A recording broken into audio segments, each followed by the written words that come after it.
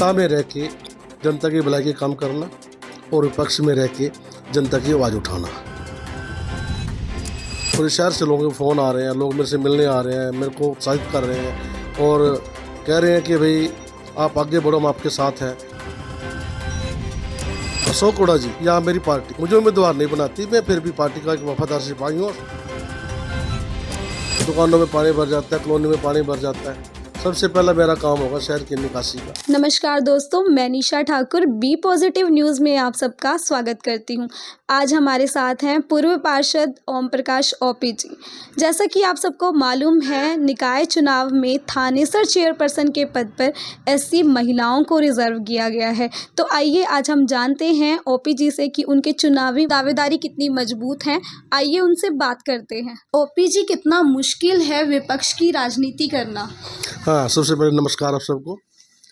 हाँ, ये तो मैं कहूँगा कि भी विपक्ष की राजनीति करना बड़ा मुश्किल होता है, पर सत्ता पक्ष के दो पहलू हैं। सत्ता में रह के जनता की भलाई के काम करना और विपक्ष में रह के जनता की आवाज़ उठाना, जिसको हम भरपूर तरीके से उठा रहे हैं। और जैसे ही आप सबको पता है, अपने नगर परिषद थानेसर में इस बार एससी महिला उम्मीदवार आ रही हैं उनके लिए, नगर परिषद चुनाव के लिए। तो मैं बाबा साहब अम्बेडकर जी का धन्यवाद करता हूँ, आभारी हूँ, उनके चरणों में सत सत नमन कि उनकी जो सोच थी आज सही मायनों में सच होने जा रही है। आज़ादी के बाद पहली बार ऐसा हुआ है कि नगर परिषद थानेसर किसी आरक्षित वर्ग की महिला के लिए आरक्षित हुई है। तो अगर मेरी पार्टी और मेरे नेता श्री अशोक हुड्डा जी मुझे मेरे परिवार में किसी को सेवा का मौका देते हैं, तो मैं पूरे शहर को आश्वस्त करना चाहूँगा कि तन मन से धन से जिस जो भी पूरी सेवा होगी पूरी सेवा करके दिखाएंगे। और मैं श्री अशोक हुड्डा जी का बड़ा आभारी हूँ, जिन्होंने अभी कुछ दिनों पहले इसमें विधानसभा के अंदर आवाज़ उठाई थी कि अपने थानेसर में 30 साल के लगभग हो गए हैं, एक ही परिवार का वर्चस्व रहा है और आज तक SC-BC वर्ग से कोई ना महिला और ना ही पुरुष का किसी का उम्मीदवारी आई है। ये पहला मौका है। मैं बार बार हुड्डा साहब का धन्यवाद करना चाहूँगा कि उन्होंने दिल से सोचा SC-BC वर्ग के लिए। और मैं कहूँ SC-BC वर्ग हुड्डा साहब का भी बहुत धन्यवादी है, जिनकी वजह से आज ये आरक्षित महिला का पद आया है यहाँ पे। ओपीजी, भले ही थानेसर में कांग्रेस जीत चुकी है, लेकिन हरियाणा में बीजेपी सरकार ही जीती है। ऐसे में कितना आसान रहेगा कांग्रेस का नगर परिषद में जीत पाना? देखिए, विधानसभा चुनाव में नगर परिषद चुनाव में बड़ा अंतर है। ये एक तरह से भाईचारे का चुनाव है।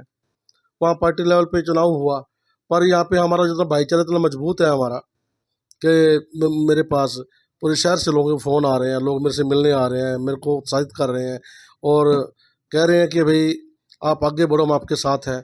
और मुझे पूरी उम्मीद है इस बार थानेसर की जनता हमें पूरा आशीर्वाद देगी और ये सीट जीत कर हम अशोक हुड्डा जी की झोली में जरूर डालेंगे। ओपीजी, अगर कांग्रेस आपको अपना उम्मीदवार नहीं बनाती तो क्या फिर भी आप ये दावेदारी लड़ेंगे?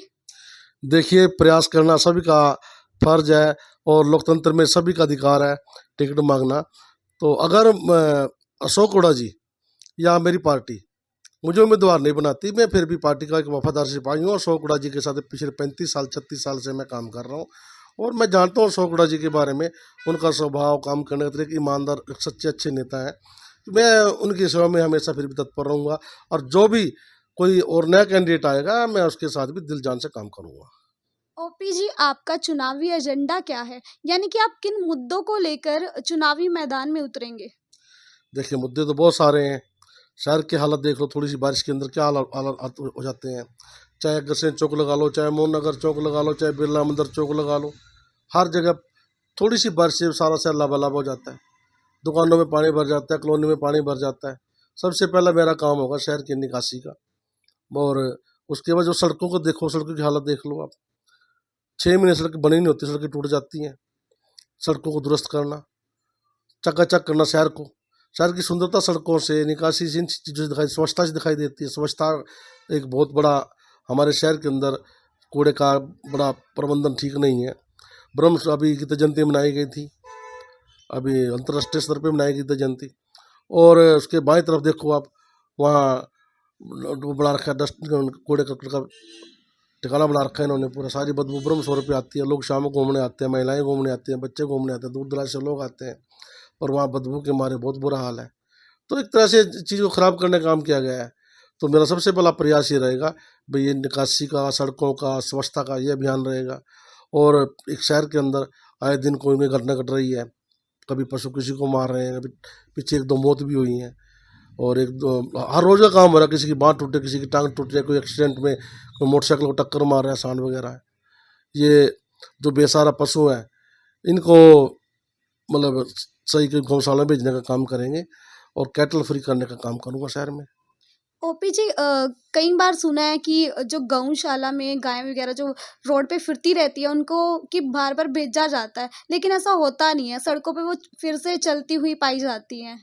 अभी तो देखो, पिछले 30 साल से एक ही परिवार का उत्सव रहा है, और पिछले 10 साल से बीजेपी की सरकार रही है।